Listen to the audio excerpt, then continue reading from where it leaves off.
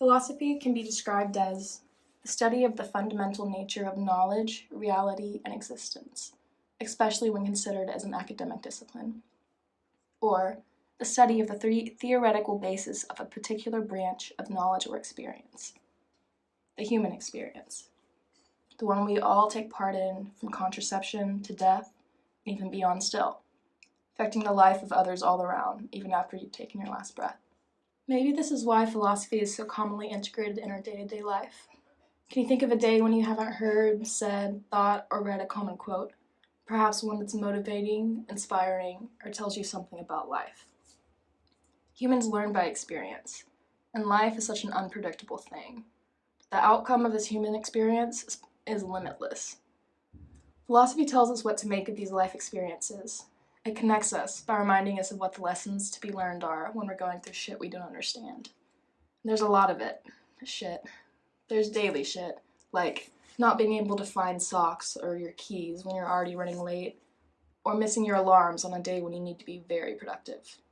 Then there's bigger shit, like your dog dying or crashing your car. And of course, there's the really deep shit, the unspeakable shit. Some will tell you, what doesn't kill you makes you stronger. Others will say, God gives his toughest battles to his strongest soldiers. But for those of us who lack natural optimism, we know these cliches mean nothing. So what keeps us going? The French-Algerian essayist, novelist, and playwright Albert Camus is most known for his famous line in his philosophical essay, The Myth of Sisyphus.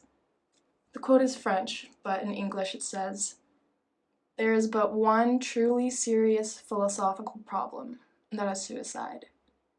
Kant argues that he who contemplates suicide should ask himself whether his action can be consistent with the idea of humanity as an end in itself.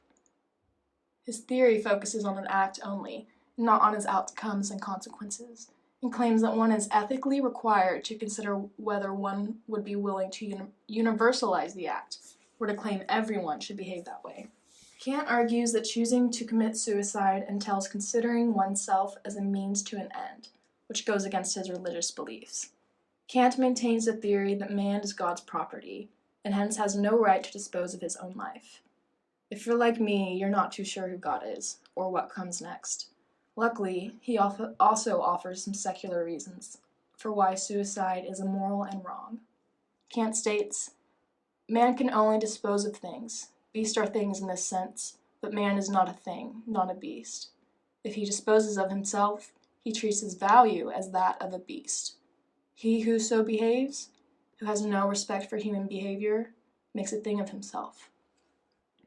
Kant's second argument is based around the idea that if a person commits suicide, he can no longer perform any moral acts. It cannot be moral, in Kant's words, to root out the existence of morality in the world. Kant expresses this immorality in the following quote, "Suicide robs himself of his person. This is contrary to the highest duty we have towards ourselves, for it annuls the condition of all other duties." A counter-argument states that he who kills himself would root out morality itself, only if he wiped out the human race. But what about those surrounding the victim here? Isn't it immoral to put them through that?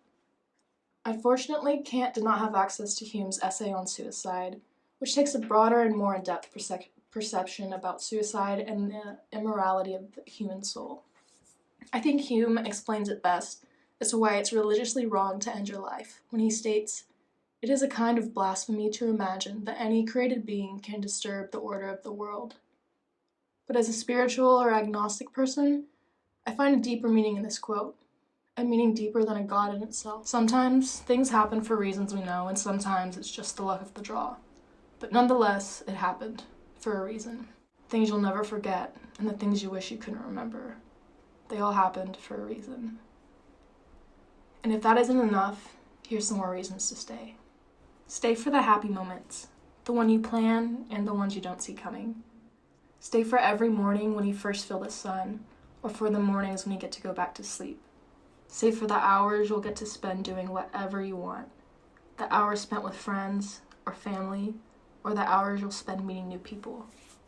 New people with stories, joys and pains, much like yours. Stay for the times you laugh yourself so hard you feel ugly. Stay for the random friends you'll run into over the years. They'll remind you how good familiarity can feel. Your best friend or perfect lover could still be waiting to come into your life. Stay for the babies, the funerals, and the weddings. They'll remind you of life, of goodbyes, and what it means to love and hate. Stay for everything you'll learn and teach others. This is the true evolution of human knowledge. Stay for your kids, or for your siblings' kids, or for your kids' kids. Stay to watch them grow and meet the world around 18 or 20 years old. Watch how their eyes are bright with the possibility that's in this big, big, big place we call Earth. Watch how they cry and get angry, and relearn the experience of feeling new emotions for the first time. Holding your child for the first time, breaking a heart, having a heart broken, getting a new car. Life gets old, but it never gets too old. So stay while you can. Move while you can. Speak while you can. Write your ideas down, make them tangible. Give them to a friend or a neighbor. Tell them you wrote the Bible. When you feel unpleasant, talk to a dead philosopher. Talking to dead men has given me enough information to stay. For now. But for now, please stay.